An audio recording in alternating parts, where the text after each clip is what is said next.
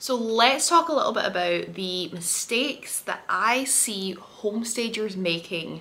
It might seem a little bit negative, but if I share the mistakes they're making, then you don't have to. You might want a little glass of wine for this one.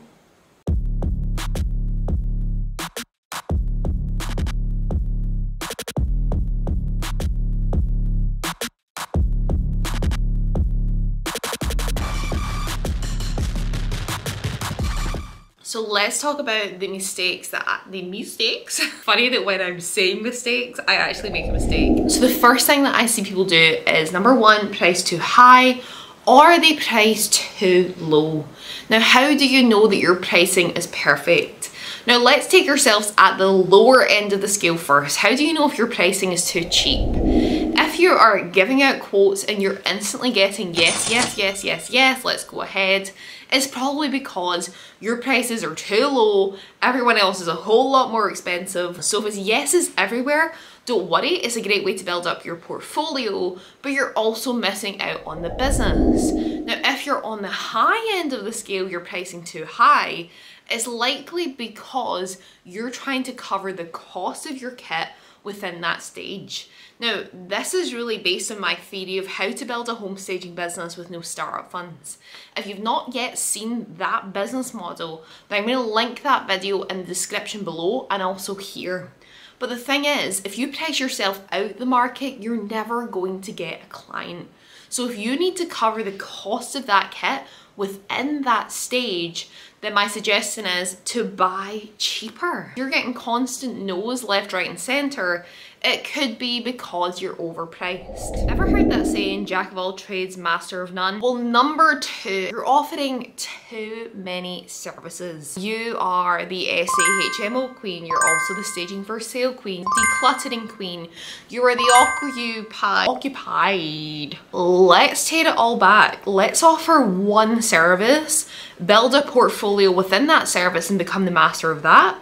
And then when the other opportunities pop up as and when, we can then offer those services, but having built an industry name in just one. Now, number three is a slightly different to number two, however, is nearly on the same scale. You're now offering handyman services, painting services, cleaning services. You are a home stager. Know your worth as a home stager. You are not adding any additional revenue to your business by becoming a cleaner, handyman, painter, or anything else. That is not where the money lies. The money lies in working as quickly and as hard as possible to remove yourself from working in the business and not on.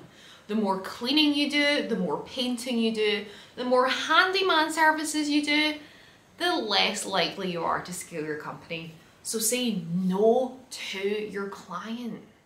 Now, number four is all about stop saying yes. Stop saying yes to everything that your client asks for. By constantly saying yes, your business is financially suffering. Let me give you an example. I have a modern style property and we would like white leather sofas. If you don't have a white leather sofa, say no. There's no point in buying in any white leather sofas unless you're going to be using them as part of your look, right? And it goes the same if someone wants a feng shui style, someone wants Asian style, someone wants traditional furniture, someone wants a Chesterfield sofa. If it ain't gonna fit in your kit and it ain't gonna fit with your style, it is a no. Number five, don't buy niche specific kit. Basically what I mean is you need to design a brand around what you're doing. Do you want to have this super modern look? Do you want to be doing more traditional homes? But if someone throws you a different unique property that, let's say, would really suit a pool or snooker table, it would suit a jacuzzi, don't buy it just for that client unless they want to purchase that off of you. If you're then to move that item to another property, have that in your kit, it's very specific, it's very unique, and it's not to say another client's gonna need it, right? I actually got once asked, can I bring an American fridge freezer? No, I don't have that in my kit. These are all like falling into each other really nicely. You'd think I planned it that way. I actually didn't plan it this way. But number 6. Number 6 is all about staging properties in line with your brand. If you want to be the owner of some sort of empire, don't do stages that say, I got this at a bargain store. Let's say you've went for a super monotone brand and that's the interiors you want to offer. Then one moment you're doing a multicolored house, right? Keep it in line with what you want. In general, my staging is always bright, colourful. My brands are bright and colourful, and I personally think that's what look best. Other people have won business over me because they have monochrome looks, which is just not me. Now, if you've watched any of our previous YouTube videos, you'll see they were a lot more formal than this one, but I'm bringing a little bit of my funner side here to YouTube. And the other place that I do this is inside our Facebook group, which I actually do live weekly trainings on there. So you can join me live, it's totally free, you connect with our community. You have to be in there. So just go to the link below in the description and I'll see you over in our Facebook group.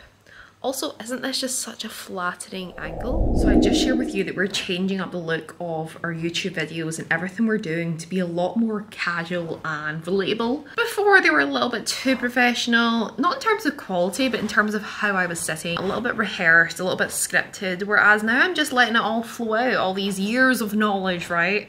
But also, which leads me into number 7, is I'm putting my real face to the brand. I'm now giving you my personality and I'm really sharing who I am. I'm letting you see all the sexy behind the scenes. Like, I'm pretty sure in that corner you can see the tripod, you can see my baby's gym and also his bassinet, because I'm a mum. But this is the mistake, number 7, that I see a lot of home stagers making. They refuse to show the unsexy behind the scenes and put a face to their brand. However, just showing your face is not enough, which leads me into number 8. Needs to be consistent. You have to be consistently showing up online so that people start to recognize your name popping up, your face popping up, and to really build that brand consistency, but also that trust that people know you're not just this one-hit wonder. You are going to be there. You are going to be there for when they need. So show up consistently. It is not easy, and you're never probably going to get a full year showing up daily, but at least if you intend to show up daily and you show up 4 or 5 times a week, then that is incredibly powerful to building your brand and 100% one of my biggest secrets. So I was asked this question the other day when someone wanted to join our Facebook group. The Facebook group has free trainings, and those who are serious on scaling, there are paid programs and coaching. And this person said, are you trying to say that you're only serious if you pay for coaching and training? You need to invest in yourself, your business, and your training and your development. The thing that's stopping you reaching that next level is you. Whether that's your mindset, whether that's your routine, whether that's your just knowledge of scaling a business, you need to invest in that. I've probably invested over about £180,000 GBP in coaching and training. Now, do you think that is in line with how much my business generates? Absolutely. There's only a limit you're gonna reach with free content, and that's because you need what I call proximity. You need proximity to the person who is where you want to be, so they can hand you that roadmap and guide you on exactly how to get there. So that's the 9 mistakes I see home stagers making. If you've enjoyed any of the stuff I've babbled on about, then go join the Facebook group, it's linked below. I'm in there live with weekly trainings where we can really connect and go deeper, and you can speak to one of my team about how we can help you. Now, I will see you on our next video. This has been so much fun, and guys, do not make these mistakes, or I'm gonna have to go grab that glass of wine again.